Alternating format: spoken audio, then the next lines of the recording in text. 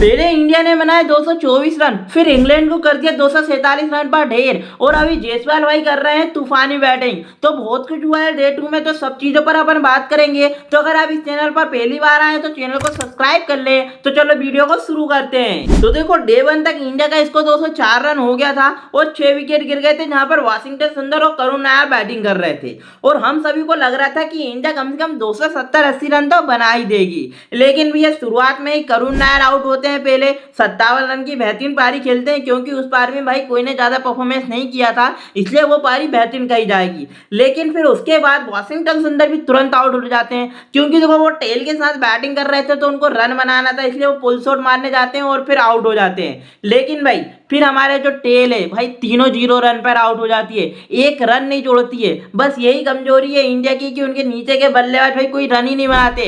सिराज भी 0 पे आउट हो गया, प्रसिद्ध कृष्णा भी 0 पर आउट हो गया और आकाशदीप भी 0 पे आउट हो गया, जिससे इंडिया 224 ही रन बना पाई। लेकिन फिर जब इंग्लैंड टीम बैटिंग करने आई तो पता नहीं भाई एकदम से क्या होता है कि पिच भी बदल जाती है, मौसम भी बदल जाता है और उनके जज्बात भी बदल जाते हैं। क्योंकि भाई वो टेस्ट को T20 समझ लेते हैं और लाल बॉल को सफेद समझ लेते हैं, और फिर जो ताबड़तोड़ बैटिंग करते हैं तो भाई T20 के सारे शॉट दिखा देते हैं, कहीं रिवर्स स्वीप तो कहीं लेफ्ट शॉट, कहीं स्विच हिट, सब मारते हैं भाई। उन दोनों के भी 90 रन की पार्टनरशिप होती है, जिसमें जैक क्रोली 64 रन ठोक देता है तो बेन डकेट भी 43 रन बनाता है, और दोनों के भी 90 रन की पार्टनरशिप होती है। और लग रहा था कि इंग्लैंड की टीम कम से कम 500-600 रन फिर मारेगी, लेकिन फिर एंट्री होती है भाई मियां मैजिक की।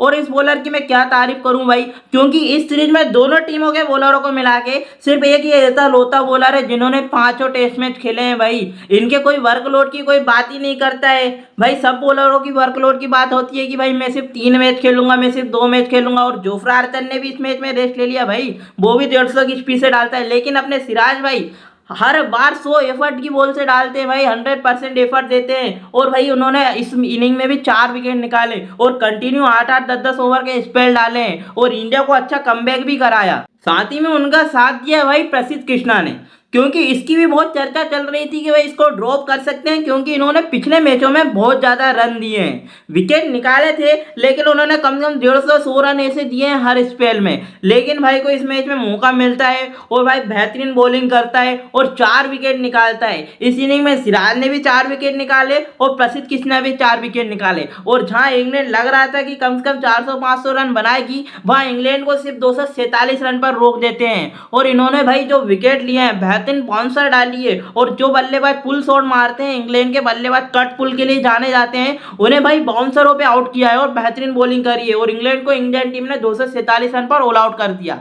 फिर इंडियन टीम बैटिंग करने आती है और अपने यशस्वी जायसवाल भैया बेस्ट बॉल का अपना जैस बॉल दिखाते हैं और ताबड़तोड़ बैटिंग करते हैं। जहां इंडिया के 75 रन हुए हैं, वहां यशस्वी जायसवाल की अकेले 51 रन है। लेकिन केएल राहुल और साई सुदर्शन आउट हो गए हैं और इंडिया ने 75 रन पर 3 विकेट गंवा दिए हैं। लेकिन यशस्वी जायसवाल के इस इनिंग में भाई कैच भी छूटे, जहां स्लिप में भी एक कैच छूटा और जब पुल शॉट मारने गए तो उधर एक कैच उधर भी छूटा। तो इस मैच में भैया यशस्वी जायसवाल का भाग्य उनका साथ दे रहा है, तो भैया इस मैच में शायद वो सेंचुरी भी मार सकते हैं। इंडिया ने अभी 75 रन पर 3 विकेट गंवा दिए हैं, तो इंडिया को भी ये देखो इस मैच में क्या करना है कि अगर वो थोड़े और ज्यादा रन बनाते हैं, अगर वो 250 प्लस रन बना देते हैं, तो भैया इस विकेट में 250 प्लस रन करना बहुत मुश्किल है। इसलिए इंग्लैंड को ये रन चेस करने में बहुत डिफिकल्ट होगा। लेकिन पहले इंडिया को उनको 250 प्लस या 300 के अंदर तो भाई रन देने ही पड़ेंगे ये मैच जीतने के लिए, क्योंकि अगर इंडिया ये मैच हारती है या ड्रॉ करती है तो इंग्लैंड ये सीरीज जीत जाएगी।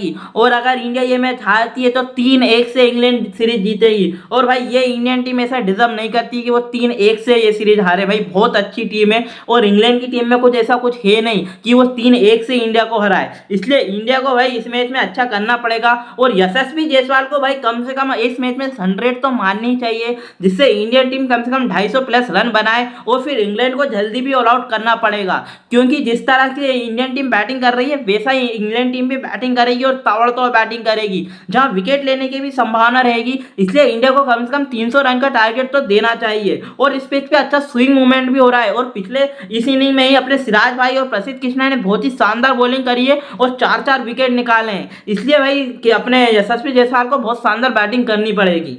और भाई इंग्लैंड के इस मैच के मेन बॉलर क्रिस वॉश इस मैच से रूल आउट हो गए हैं। उनकी शोल्डर इंजरी के कारण अब वो इस मैच में बॉलिंग नहीं डालेंगे। मतलब कि इंग्लैंड के पास भी सिर्फ 3 ही फास्ट बॉलर हैं और तीनों में कुछ अनुभव नहीं है। जहां पर जोश टेंगी तो भाई पंजे देता है और एक दो बॉल अच्छी डालता है जिस पर उसे विकेट मिलता है। इसलिए इंडिया के पास बहुत अच्छा चांस है कि वो 250 प्लस रन बना सकती है और इंग्लैंड को एक अच्छा स्कोर दे जिससे कि इंडिया ये मैच जीत सके। देखो पिछले मैच में भी ऋषभ पंत को इंजरी हुई थी तो उनकी जगह अपने ध्रुव जुरैल आए थे, लेकिन जब ऋषभ पंत रूल आउट हुए थे तो इंडिया ने भी सिर्फ 10 प्लेयर से मैच खेला था। इसलिए इंग्लैंड भी अब क्रिस वॉश के रूल आउट हो जाने के कारण वो भी अब 10 प्लेयर से मैच खेलेगी। इसलिए इंडिया के पास बहुत अच्छा चांस है। तो अब देखते हैं कि इंडिया कितना स्कोर बनाती है। तो अब अगर इस चैनल पर पहली बार आए तो चैनल को सब्सक्राइब कर लें। तो अब मिलते हैं नेक्स्ट वीडियो में।